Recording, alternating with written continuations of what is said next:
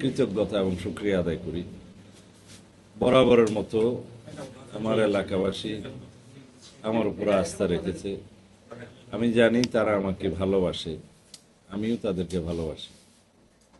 তাদের উপর আমার আস্থা ছিল, আছে, থাকবে। সেই হিসাবে আমি শুনেছি 54% ভোট কাস্টিং হয়েছে আর কি, টোটাল ভোটের। তাতে আমার প্রাপ্ত ভোটের সংখ্যা আমি এখনো অ্যাকিউরেট জানি না।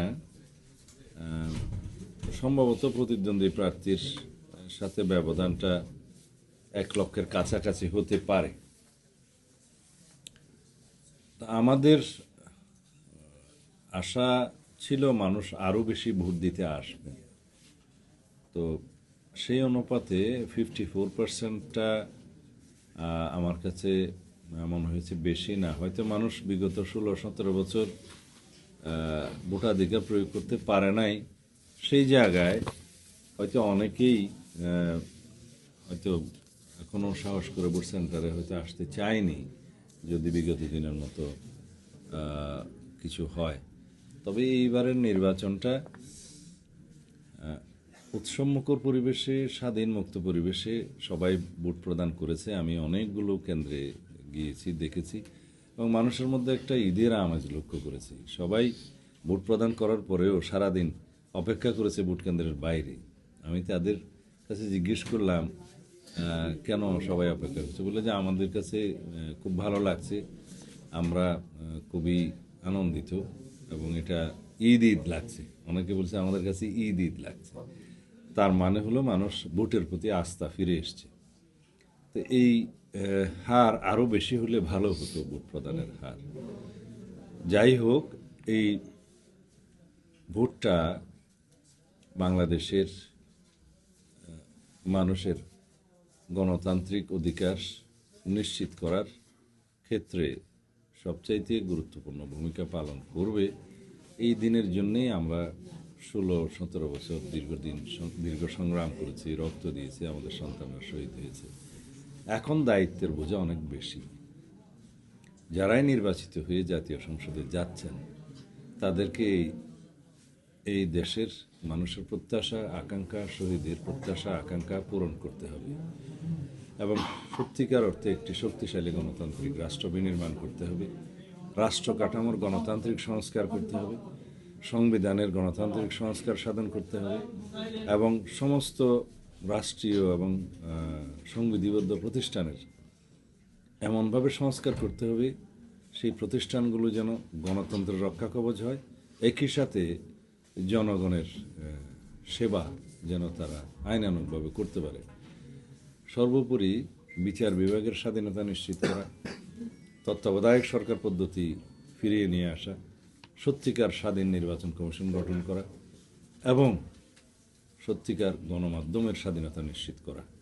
এর মধ্য দিয়ে একটি দুর্নীতিমুক্ত সাম্যের বাংলাদেশ গড়ে উঠবে। আমরা যদি দুর্নীতিমুক্ত বাংলাদেশ গড়ে না তুলতে পারি, তাহলে কোনো কিছুই আমরা কার্যকর করতে পারবো না। সেজন্য আমাদের অনেকগুলো ক্ষেত্র আছে দুর্নীতিমুক্ত করা এবং সুশাসন নিশ্চিত করা, সাথে সাথে দেশের অর্থনৈতিক উন্নতি, সমৃদ্ধি এবং জনগণের অর্থনৈতিক মুক্তি আনায়ন করা। এগুলো সবগুলোই চ্যালেঞ্জ, কিন্তু ইনশাআল্লাহ আমরা শুরু করব। এই হচ্ছে আমাদের অঙ্গীকার এবং প্রত্যাশা। জাতীয় ভিত্তিতে আমরা আমাদের ইশতেহারে সেটা প্রকাশ করেছি, এবং আমরা কি করতে চাই জনগণের জন্য সেটা আমরা সুস্পষ্টভাবে জনগণের সামনে উপস্থাপন করেছি, জাতির সামনে উপস্থাপন করেছি। সেটা ইশতেহারে আছে, 31 দফাতে আছে, এবং জুলাই জাতীয় সনদেও অনেকগুলো বিষয় রাজনৈতিক সমঝোতা হয়েছে। এগুলো সবগুলোই বাস্তবায়ন করতে হবে।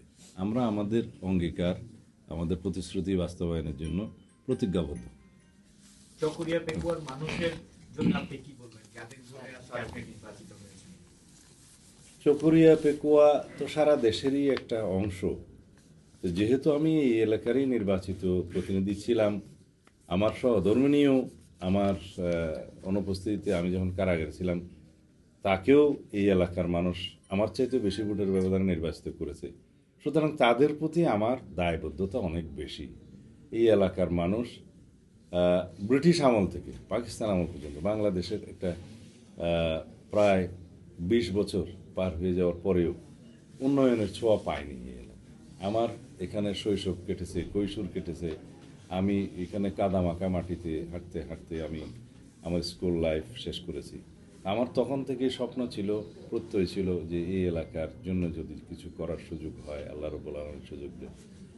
আমি বড় সৌভাগ্যবান। আমি জীবনে অনেক স্ট্রাগল করেছি এই দেশের জন্য। আমি আমার প্রায় জীবন বিসর্জিত হয়েছিল। আমি অনেক বেশি ডেমোক্রেটিক স্ট্রাগল করেছি, গণতান্ত্রিক সংগ্রামে। কিন্তু তারপরেও আমি অনেক সৌভাগ্যবান। আল্লাহ রাব্বুল আলামিন আমাকে কখনো পরাজয়ের মুখ দেখায়নি, গ্লানির মুখ দেখায়নি। আমি বিজয়ীর বেশে এই দেশে ইজ্জতের সাথে, সম্মানের সাথে প্রত্যাবর্তন করতে পেরেছি ফেসিবাদ মুক্ত বাংলাদেশে। এই শুকরিয়া আমি আমার শেষ মুহূর্ত পর্যন্ত আদায় করে যাব। সেটা আমি কৃতজ্ঞতা প্রকাশ করছি আমার দেশবাসী। আমাকে যখন গুম করা হয়েছিল, তারা আমার জন্য আল্লাহর দরবারে মোনাজাত করেছে, কেঁদেছে, এবং এই দেশের মানুষ সংগ্রাম করেছে।